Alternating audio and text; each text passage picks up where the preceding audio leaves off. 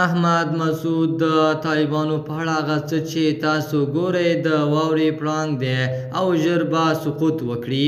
د AFG نیوز چینل درنو لیدونکو سلام، ستړي مشئ، وخت مو په خیر. پام مو راګرځوم د دې ساعت تازه او مهم خبر ته او په سر کې یادونه کوم ملګرو که مو چینل نوي سبسکرایب کړی د تازه او مهمو خبرونو لپاره در سره AFG نیوز چینل په درنښت سره سبسکرایب کړئ.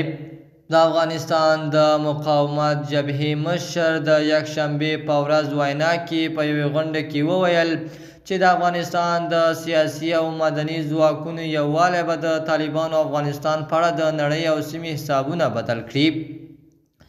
احمد مسعود د طالبانو واکمنۍ د واورې پړانګ سره تشبیه کړه چې د خلکو د ارادې خلاف به سقوط وکړي. د ملي مقاومت جبهې مشر احمد مسعود د یکشنبې په ورځ وینا په 4مه غونډه کې یو ځل بیا ټینګار وکړ چې د طالبانو رژیم مشهور رژیم نه دی. هغه وویل مشروعیت د ټوپک په زور نه، مشروعیت د خلکو د رای او ارادې له لارې دی. احمد مسعود وویل طالبانو پرته له دې چې بله چاره نه لري چې د خلکو ارادې او انتخاب ته تسلیم شي، او که دا ډله په داسې یو پروسه کې شامله شي چې د خلکو د ارادې استازیتوب کوي، زه به طالبان ومنم.